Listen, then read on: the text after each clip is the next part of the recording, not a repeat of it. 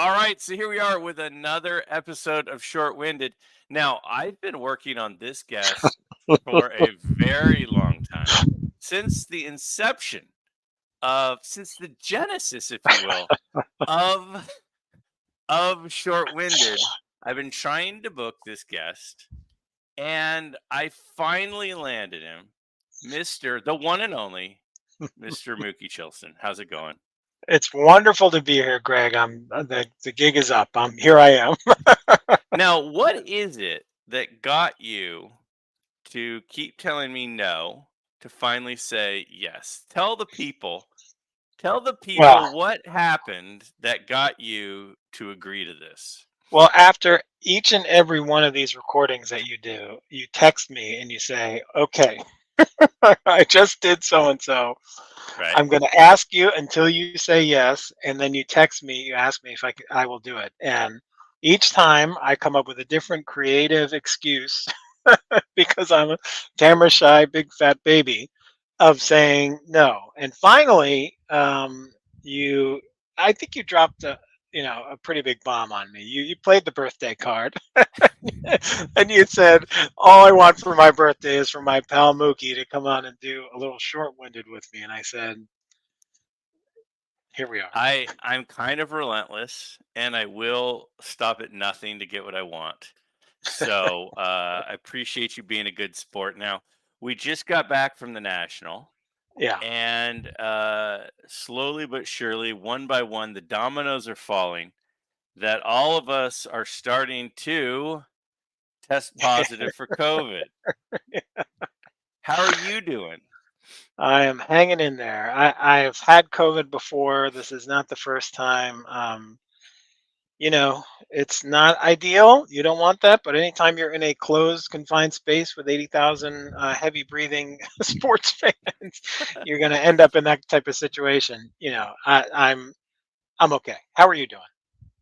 I'm fine. I mean, little bit of a scratchy throat, a little bit more tired than Mhm. normal, and like maybe a little bit of achiness. And the only reason I probably tested is because you had tested positive, and then some other people had tested positive, and I was like, huh, maybe if You that's wanted what's going on. you wanted to And be then in the we game. have a Yeah. family gathering. My brother's birthday was 2 days after mine, Mhm. and so we have a lot of the family getting together to celebrate that. And I'm like, well, before we have a bunch of people together, I should probably find out if I just have allergies or what.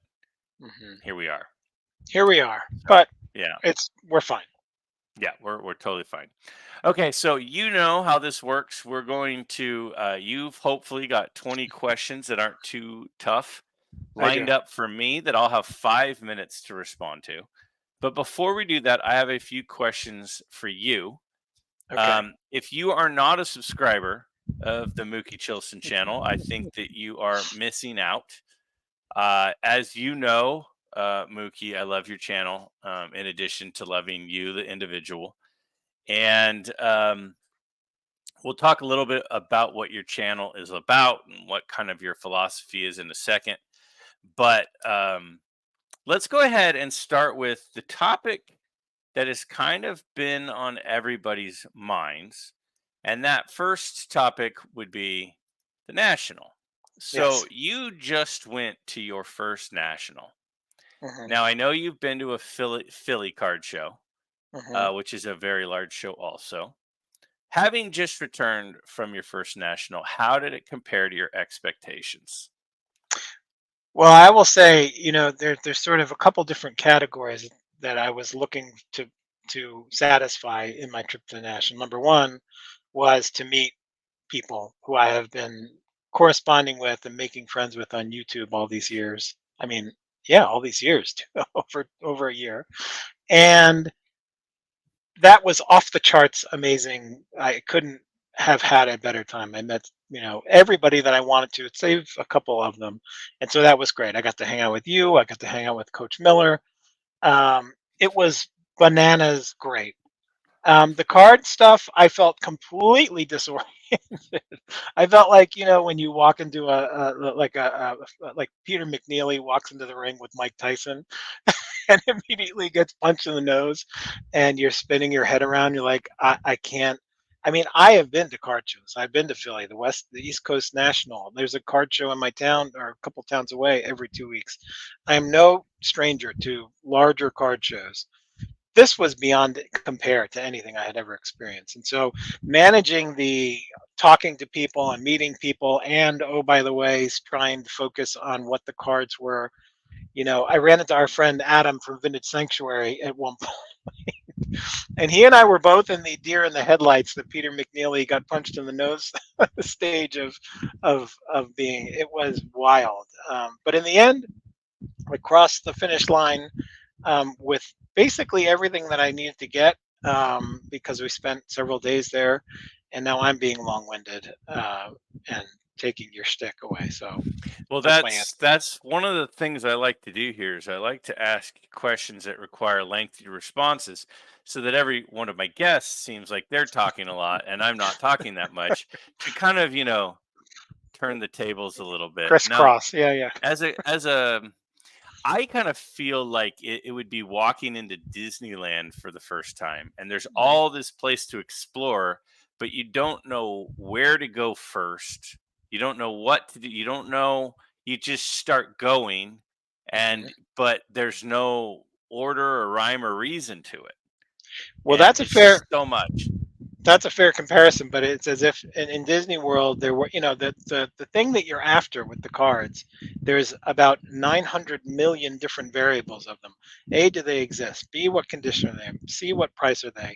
Is it available? Did you find it? Like, the Disney World and Disneyland. Disney World is my fave. Is a good comparison, but I feel like it's exponentially more mind-boggling than that, even. But Hmm. not to disagree with No, Mr. Red yeah, Light. no, I think that's fair. I think that's fair. Okay, next question I've got for you. So, after being an iconic YouTube commenter, which you are, the short list for me, would be yourself, Andrew Deutsch, Mhm, and Mr. Mike Petty as mhm. three first ballot Hall of Famers in the inaugural YouTube Commenter Hall of Fame. You made the leap to become a content creator. What's the reason for that, and how has that gone for you?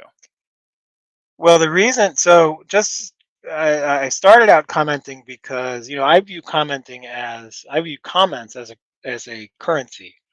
I think that your attention is one of the lone precious resources you have on planet Earth. And when I pay attention to what you're saying and what you're teaching or showing or whatever, I want to show you through my currency, my commentary, that I hear what you're saying, I respect what you're saying, or I disagree, or whatever. And so to me, that commenting, I will never stop trying to be a prolific commenter. It's just a finite, you know, um, um, medium.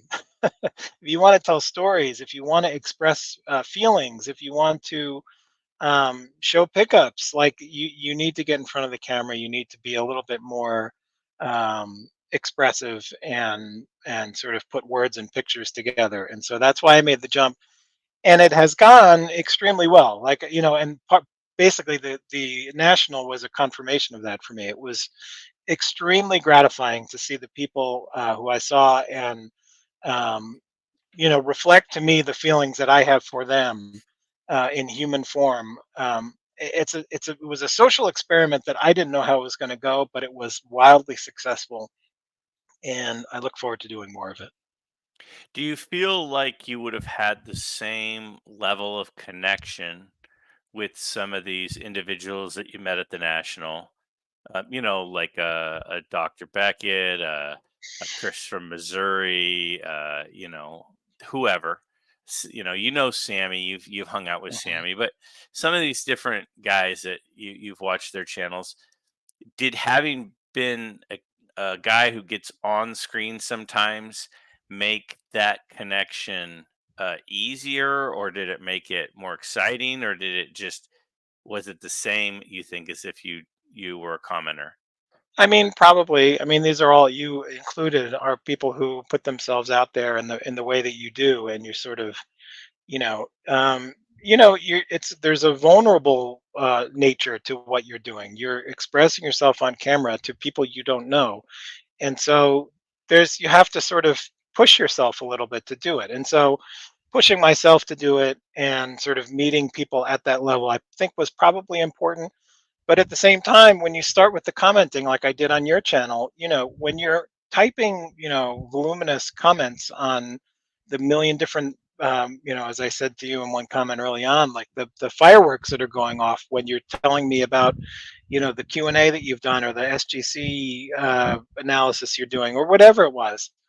Um, there's a connection there. You can make a connection through comments that it lays the foundation for the kind of good times and success that um, we experienced at the National. I don't know if that's gobbledygook or if that helps.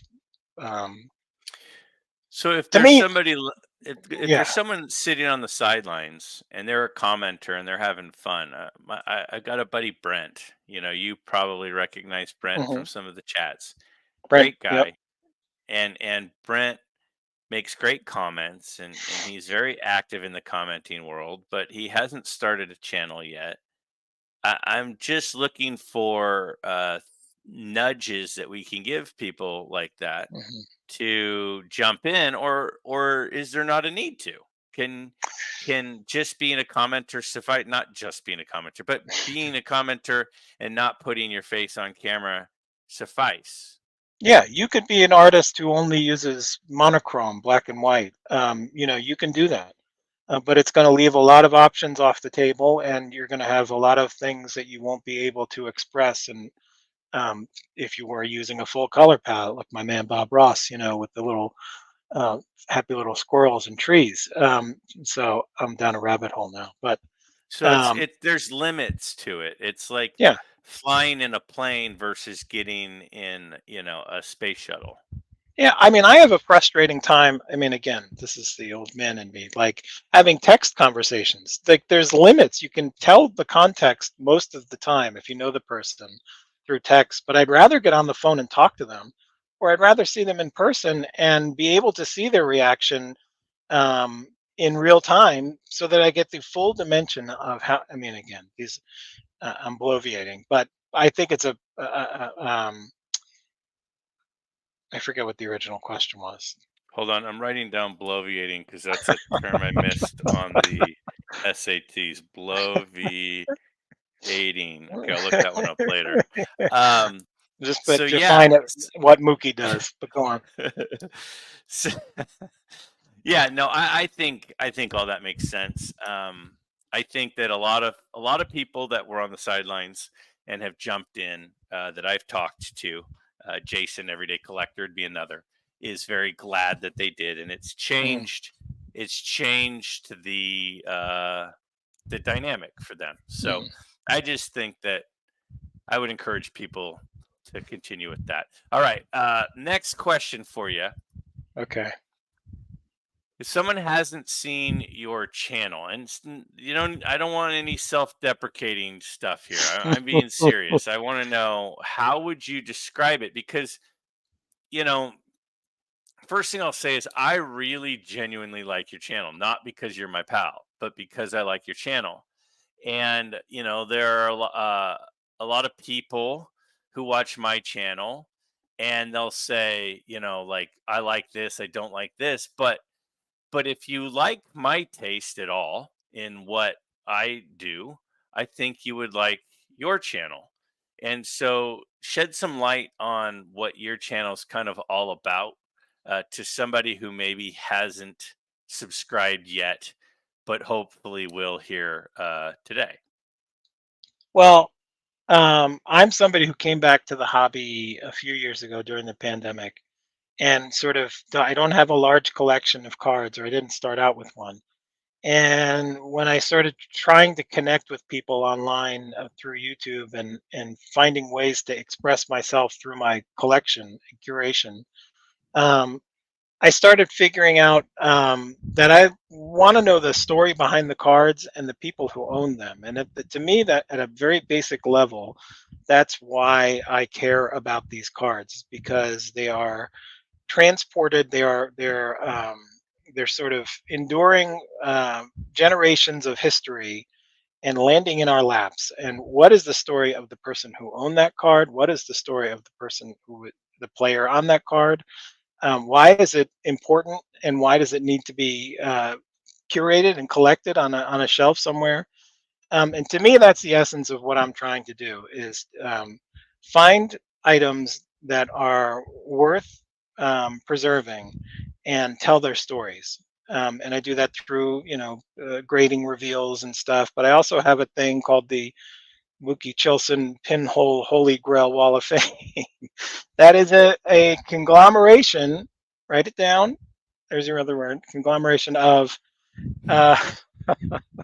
of pinhole cards, and these are, as you know, the Coach Miller calls them. These are cards that have gotten the death sentence because they're ruined. They're not probably gradable. They're not.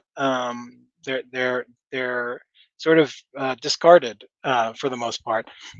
And so I decided I was going to collect them together and turn them into a display, a Hall of Fame wall, and put those pinholes back to their proper place, because the original owner who pulled that 1954 Topps Willie Mays out of a pack and put that pin through it on their wall loved Willie Mays, loved baseball, loved these cards just the same way that I do. And so I feel like I'm on a continuum of you know nostalgia by holding on to it and putting them all together. And so that's it. That's my channel. And I tell different stories and go into my little Mookie minutes that you helped me name, which are, again, what is the story what behind Larry Doby standing at home plate in Yankee Stadium with a flaming chafing dish, and why should we care about that? And there's a bunch of others, but anyway, that's my answer. So it's sort of telling the story of the card rather than collecting the artifact. It's sort of investigating the history of the artifact and why that artifact is meaningful. Hmm. Is that fair There, to there, say? there are three parties that are involved in the collection and curation of a collection. There's the manufacturer, there's the player, and there's you. And I focus on the you part. Who, where did this card come from? Where did it go? What's the story I can tell through the crease or the tape or the indent or the way that the paperclip nestles in because it was paper clipped into an album. I want to know all that. I think it's fun. It's like an archaeological dig, and I enjoy it, and I enjoy expressing myself about it on the channel. Well said. All right. When you decide to subscribe to a new channel, what are the things that you look for that make it worthy of subscribing? Well, the person that runs the channel has to be curious, generous, humble, and have some kind of direction. Like there's a sort of checklist of, is this person in this for the right reason? This is a nostalgic based community. We're all doing this because we want to collect things that are people that came before us did. We love the sport, we love the game, and I don't want to ruin that. There are a million ways that you can get nasty with people. You can be sort of dismissive. You could be the opposite of all those different adjectives that I laid out. And so if I can tell from the beginning that this person is doing that, then I will subscribe to them and I will check out what they're doing and I will leave them a comment, because I want them to know that I paid attention to what you're saying, to what you're putting out into the universe, and I'm picking up what you're putting down because it's important. That's how you make connections, and it changes people's day. I mean, when you leave a nice comment on my video, it's like, yeah, all right, I got to Greg. Greg got it. And what else is there than making that kind of connection? What else is there in life? But so anyway, So you said they have to be in it for the right reason. What yeah. would be in it for the wrong reason for you? I think that channels that are overly commercial. I understand that that's a part of the hobby, and it's just not how I like to participate. If somebody's trying to sell me something constantly, like, I get it, and I understand it. I don't put it down, but I generally like to base my attention, again, my precious resource of my attention, on people who are humble, kind, generous, curious, and trying to express themselves in a really smart way. Hmm. All right, so that brings us to the This end is, of my am I boring questions people? I for feel like you. I'm boring people now. There's only two of us, and I'm not bored, so no, you're not boring anybody. Okay. No, I like learning about how you operate and how your mind works. So Hmm. I mean, I wrote the questions because I wanted to know the answers, and Okay. I I just think that you're not used to answering questions like this because in your channel you more have a goal of a story to tell, and this Hmm. time the story is you Hmm. instead of about some historical series of events that have linked together. So I Yeah. think that's why you're feeling that way, but I'm finding this interesting. And Okay. we've talked a lot and texted a lot and now spent time together, and I wanted to ask you a couple of questions that I maybe didn't know the answer to, that I thought others would be able to get to know you a little bit by Okay. hearing your opinion of. All right. I accept it. And that was a very nice winded answer, but go on. Okay, so now what's going to happen is, I've had 5 of these episodes. This is episode 6. And of the 5 episodes, I've completed the 20 questions within the 5 minutes. Now, I do have to say that sometimes when people write long questions, a lot of my time is being used by people reading the questions. So some of Yeah. the times that I haven't made it, it might not be completely my fault. But in that same tone, I am batting 400. So Okay. if you wanted to think of me as Ted Williams, I would be okay with that. Hmm. There are a few of us that are able to bat 400. Um, do you have your 20 questions ready to go? I have them right here, and I have a statement for you, because I feel like I just got read the riot act here because of past performance, and I just want to let you know my disposition entering these 5 minutes. Okay. This is an this is I am my goal is not necessarily to help you make it through 5 minutes and 20 questions. My goal is to get the most interesting answers out of you. And so this is an adversarial process. So you may or may not feel like I'm being fair based on your previous statement, but I just want you to know that. Um, that's it. I've been looking forward to these 20 questions for quite some time. So, what we're going to do is we're going to put 5 minutes on the clock, all right? Okay. And we're going to hope that I can do this. All right, Okay. you ready? Hold We'll on. put I'm getting there. Yep. Go ahead. All right, let's go ahead and ask the first one here. Okay. Leno or Letterman? Oh, Letterman. South Park or The Simpsons?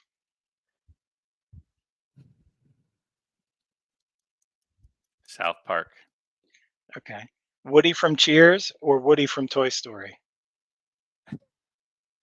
So different characters. Um, I'm gonna go Woody from Toy Story. Okay. Coach from Cheers or Coach from Midlife? Oh, Coach from Midlife. That's a no-brainer. Define eye appeal. That's a good one. When I look at it, when I look at a card, I'm not distracted by anything on the card other than the way the card was intended to look. I'll accept that. Name something you do that embarrasses your children. Uh, Sometimes in the living room, during commercials, I'll dance, and even though we're the only people there, it still embarrasses them. Okay. Speaking of which, what's the last Broadway show you've seen, and name another you want to see? Last Broadway show, it's been a while. The last one I know that I saw, my brother was in the national tour of Les Mis. So there's the New York company, and then the touring company, and he was in the Les Mis touring company, and that no, it was Producers on Broadway. Producers on Broadway was the last one I saw. And what's the one you want to see? Oh, Book of Mormon. Okay. Um, if I snapped my fingers and either one of these, either post-war or pre-war cards disappeared from planet Earth forever, which would you choose and why? Pre-war, because if post-war disappeared, I think that it would drive more people out of the hobby. I think more people are into post-war and the names and the faces of that group, that I think Okay, it would turn off too many people if it was post-war. I'll accept that. I am snapping my fingers again. And this time, either eBay or YouTube disappears. Which would you choose and why? eBay, because their seller fees are obscene and disrespectful to sellers. Okay. Okay. Speaking of seller fees, true or false, 20% is the least you should tip at a restaurant. True. Okay. Name a summer and winter. What's that smile? Name a summer and winter Olympic event you wish you could compete in. Um, Summer would be the 400 meters. Winter would be speed skating. Okay. Do you have a favorite joke and what is it? Oh boy. Um, why did the baby cross the road? I don't know. Because it was stapled to the chicken. Okay. Okay. What else? Here we go. Okay, you're in the grocery store and you have to get the three aisles. You need chips, soda, and ice cream. Pick one of each. Mint chip ice cream, Cool Ranch Doritos, classic Coca-Cola. Okay. Fill in the blank. The greatest villain in the history of sports is fill in the blank. Pedro Martinez. Okay. All right. I have 45-second curry. Excluding family, who are the three greatest female athletes of all time? Babe Zaharias, um, Mia Hamm, and Jackie Joyner-Kersee. Okay. Name a pitcher. Simone Boyles instead of Jackie Joyner-Kersee. Biles. Biles. Yes. Sorry. Okay, I'll accept it. You're in. Name a pitcher and a hitter who are way overrated. Hitter, Mike Piazza. Pitcher. I'm gonna lose. I lost. An overrated pitcher. Come on, you got this. Let's keep going. I lost. My overrated pitcher. My overrated pitcher is who is overrated? Now that I've lost, I just want to think about getting the right one. Sit back and relax and answer it. Yeah. You know. Oh, Nobody people are gonna hate me. People are gonna hate me for this. Well, I mean, you have to be honest, Greg. Nolan Ryan. I know. Unsubscribe. Stay out of the comment section. You're trashing Pedro and Nolan and Mike Piazza. All right. Do you want to keep going? You want to Yeah, end of this? course, of course. Okay. Name a movie and a band that are way overrated. Sounds like two questions. There's some two-part questions in here. They're A movie compound that, questions. That's right. But like I said, this is an adversarial effort. But go on. all right, band that's overrated is Kiss. Movie that's overrated, um, Titanic. Oh, the like that's earned more money than anything else in the history of movies, as That's far why as I it's know. overrated because it's just All right. okay. All right. Okay. I'm giving you a golden ticket to any sporting event in the history of the world. History. Any sporting event. What are you going to see? You know, um, I'm sure I'll kick myself for something, but the immediate answer is the one I have to go with, and it would be Jesse Owens winning the 100 in Germany in front of Hitler. In 1936. Yeah. Okay. Um, Here's another golden ticket. You can be a contestant on any game show you've ever seen. Which one would you take?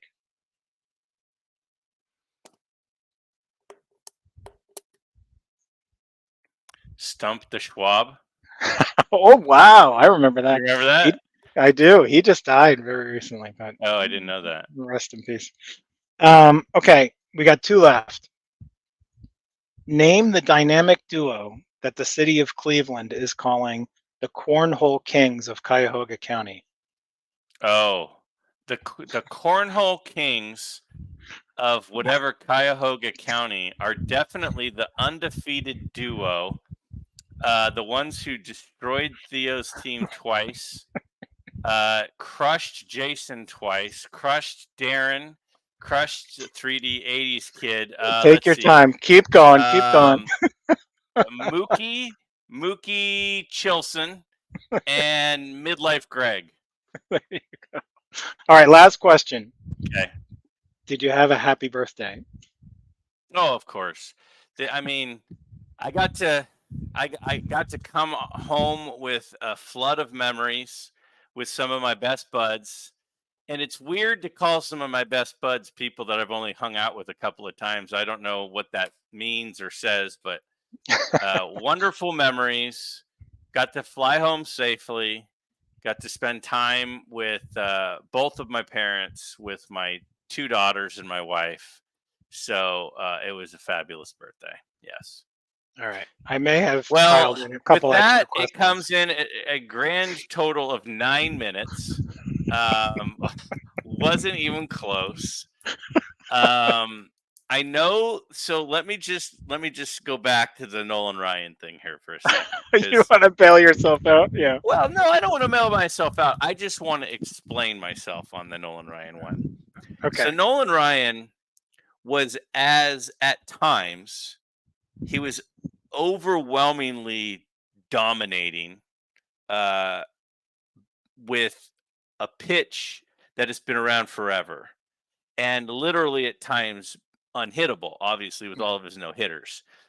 Uh, really good ERA, but his record is about 500. And people say, well, that's because he played on bad teams. That's true, but there were a lot of people who played on bad teams and had good records. Like, to me, part of pitching is pitching to win. Sometimes you might pitch differently when you're way ahead or you're way behind because Mhm. you're trying to get the win. So you might throw a few down the middle. So the win loss percentage, I think, is a really important piece, even if you're on a bad team. I mean, Pedro had a really high win loss percentage. Clemens had a really high win loss percentage. A lot of those guys that were dominating pitchers were. So I'm not saying that Nolan Ryan wasn't good.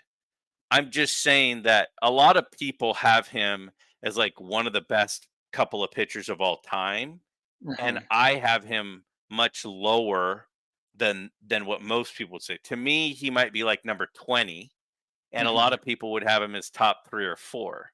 So that's the definition of overrated. The term overrated has a negative connotation. Doesn't mean that he stinks. He's good. Right. He's just not. He's not rated. He's not rated properly. Like Greg Maddux, I think is underrated.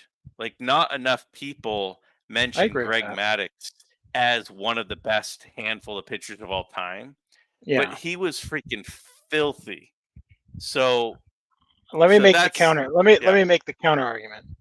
Number one, he's the most prolific pitcher in history in the most important commodity, current commodity that pitchers are measured in, and that's strikeouts. Like there is nothing more explosive and interesting to fans and collectors than the guy who can mow them down like crazy. The now other let me thing is, counter argument that. So does that mean that Shaquille O'Neal is the best basketball player of all time because he has so many dunks, and that's the most no, explosive and most interesting things to fans? apples and oranges, buddy. Come on, this is like now, if you said blocks, that would be one thing, but nobody So cares about Dikembe blocks. Mutombo is the most prolific basketball player of all time because fans love blocks. It's different. It's different. They're two totally different sports. But what I will also say is Nolan Ryan um, was he's touched all of these different markets. He was in New York when the Mets won the World Series, and he went to California and helped pioneer the Angels team, and then went to Texas and struck people out like crazy in Texas. And basically is has all of these different sort of fan bases around the country that have seeded his popularity, and I think that's why he, at least part of it, and he's the number one, the most important commodity for I think um, pitching fans is strikeouts, and that's my Sure. case. Yeah. Sure, and I think because he pitched so long, Mhm. that's part of his fan base and um, his esteem. But again, I feel like you're arguing to me that I don't think he's good. I do Mm. think he's good, and I do think he was unbelievable at Yeah. being unhittable by hitters trying to hit a moving ball. I think he was unbelievable at that. Yeah. And that's why I think out of the hundreds and thousands of pitchers that have ever played, I think he's in the top 20. I just don't think he's in the top 3 or 4 like some people would say. Now, I think that he's got the sexy name and the name brand recognition and the Hmm. all of that. He's cool. He beat up Robin Ventura. Like That's he's right. got a Great Met. lot going for Another great Met. Yes, but go on. Yeah. him. But But I just think the question was not who sucks. The question was yeah. who's overrated.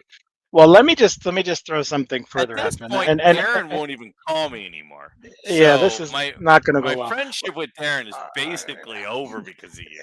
I know, You and tried to drive a wedge between us.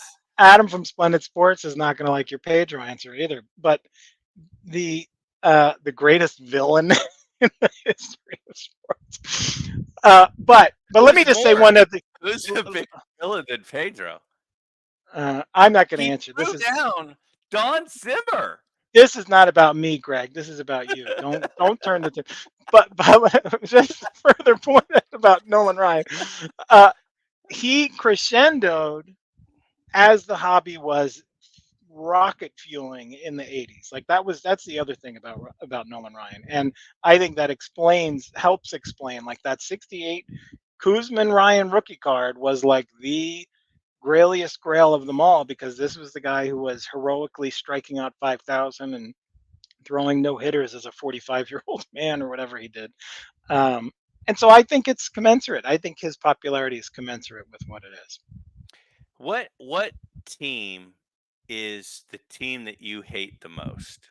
No, I'm Well, serious. now you're trying to get me into trouble. This is not I'm about me, trying to Greg. explain Pedro as a Yeah, Yankee fan who yeah, grew up in the 80s, 90s, and 2000s. Okay, yeah. the guy who led the charge of Okay. the end of the curse was their pitcher, who Hmm. was a very good dominating pitcher, Hmm. and was the one who brought them out Very of good. this. Yeah. Okay. Okay. And then he happened to have an incident with an old man in a very important game with a lot of eyeballs on it. So Yeah. if you were to ask many Yankee fans, if you were to Okay. ask a lot of Yankee fans who is the biggest villain, a lot of them would agree with me. But Okay. people who aren't Yankee fans, I think, would probably not agree. All right. Fair enough. You've explained yourself. I'll accept the answer. I'm just saying, that's, it makes sense. You make a good case.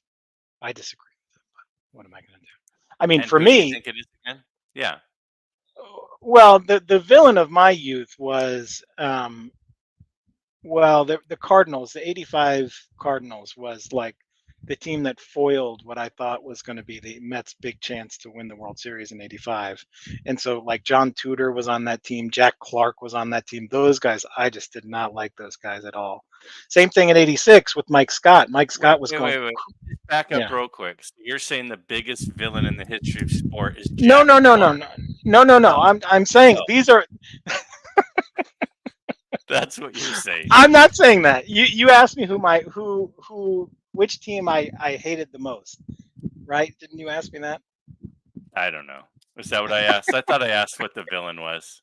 You did, and I'm not ready to answer that question right this moment. I have to think about that Hmm. because Well, I you don't think have that a clock ticking either, where this turned ugly, very Mike. this went south at like the 42-minute mark. Don't text me. I know what's next. Yeah. Well, what before we go, what other answers besides Pedro's the villain and Yeah. Nolan Ryan being overrated were ones that you take I issue with? well, I don't take issue. I appreciate your explanation on pre-war and post-war. I think that was a really good response. And I agree the same on eBay and YouTube. Let's see. I thought you, I thought you might go take the under on 20% on a check for a way to. I I've always actually been pretty generous. Yeah. And then once I was a server, when anybody who's been a server Uh, tends to be a bigger tipper because they yes. know how much people depend on that. So to me, 20% is sort of the floor. If Okay. someone's really good, I'll hit in the mid to upper 20s. Okay. Yeah. I think I'm good with that. I like Kiss. I think you got. I think Kiss is not an Again, it's overrated band. overrated. The Yeah. question was overrated. The question was not sucks. Well, It was how is Kiss? overrated. Kiss is not. I mean, where is Kiss on? Like, who's rating Kiss as the greatest band in the history of the world, other than Gene They Simmons? Like, have they have pinball games, they have slot machines, they yeah, have more people that are bonkers fanatics about them yeah. than anyone. You don't have Pearl Jam video games and stuff. So again, it, the Didn't question Shane the Shoebox question Legend? Yeah. your question How your dare you? question Yeah, was overrated, yeah. not who sucks that doesn't think they suck. It was overrated. You Yeah. have to put it in context of the way you phrased the question.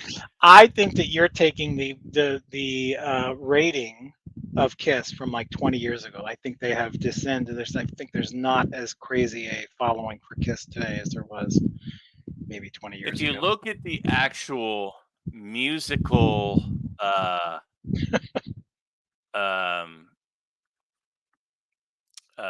depth of Kiss Yeah. versus that of other bands with massive followings, I Hmm. think that it's a little bit more bubblegum than it is. I mean, I could have said